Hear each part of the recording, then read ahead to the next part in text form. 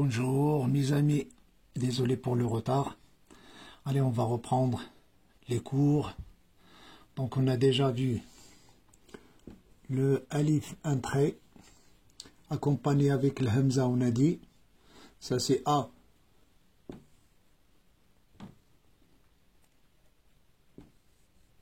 Ça c'est O. Ça c'est I. A, O, I.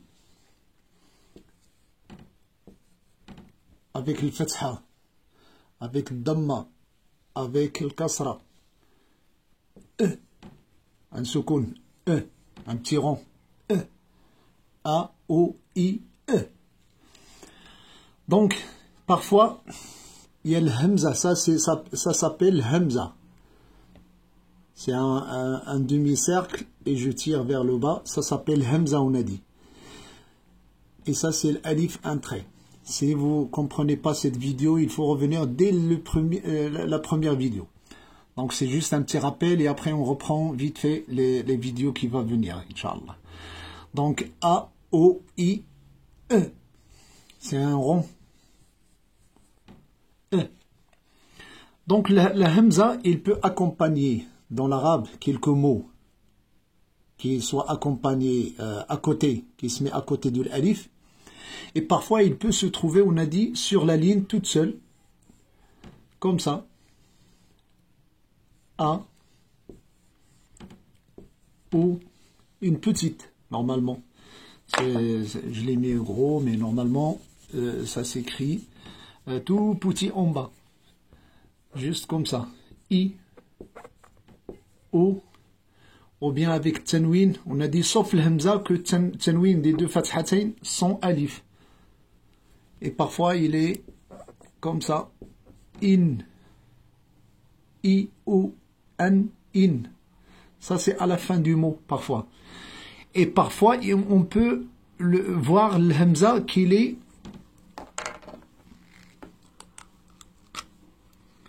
parfois, il est en dessus de l'ouaou. Comme ça. Donc, ou bien parfois, il est sur une petite dent, comme l'ia. Parfois, il est comme ça. Ou parfois, il est au milieu du mot, comme ça. Donc, ne vous inquiétez pas, mes amis, pour la lecture. Il faut, dès que vous voyez le hamza, ici ou ici, ça se prononce comme s'il est toute seule. Comme s'il n'y a pas le waouh. Comme si, parce que la règle de savoir est-ce qu'il est accompagné de l'alif ou bien le waouh ou bien l'ia, ça c'est un autre niveau. C'est pas le vôtre, mais jusqu'à maintenant c'est juste pour lire. Donc quand le hamza accompagné de le waouh, comme s'il y a le waouh, il n'existe pas. Donc, comme si ça n'existe pas. Comme ça, il n'existe pas. Donc, comment on va la prononcer? On prononce suivant la haraka qui est ici. S'il y a damma, on va la lire O. S'il y a le A, c'est A. S'il y a I, c'est I. S'il y a le kasra, c'est I. S'il y a le soukoun, c'est E. E. Donc, comme si ça n'existe pas, c'est un support, c'est tout. Donc, je reviens. A, O, I, E, I, O, N, in, E, A, I. Donc ça, c'est nouveau ça pour vous, pour le moment, pour que ne soit pas la vidéo trop longue. On a vu déjà, on a vu la lettre le bas. On a vu déjà ça. Il faut revenir à la première vidéo et la deuxième et enchaîner. Si vous ne connaissez pas encore ces lettres. Ça bas, ça. Ça c'est fa. Fa. C'est pareil que ta. Sauf il a encore le troisième point. C'est fa. Fa. Comme si on veut prononcer ta. Sauf cette lettre. Il faut faire sortir le devant de la langue. Le bout devant de la langue entre les dents. Tha, tha. Ba, ta, tha. Ou si vous trouvez des difficultés à prononcer tha, c'est comme ta. Il n'y a pas de problème. Mais le mieux pour perfectionner la lecture de l'arabe, ça c'est une lettre à part que ça. Ça c'est tha. Et ça c'est ta, ça c'est ba. On a vu, ça c'est, je l'écris de la forme lorsqu'ils s'écrivent ces lettres au début du mot. Ça c'est ya. Ça on a vu que c'est na, la lettre N. Ça, c'est la lettre Ya. Ça, c'est Tha. Ça, c'est Ta. Ça, c'est B. Ba. Ta. Tha. Ya. N. On a vu la lettre. Ça, c'est quoi? Qui s'attache avec la lettre d'après, c'est L. C'est la lettre L. À la fin, c'est comme ça, parapluie. Revenir aux autres L aussi, c'est à la fin. On a vu la lettre le Ha. Ha au début, c'est Ha. Ha. Au milieu, Ha.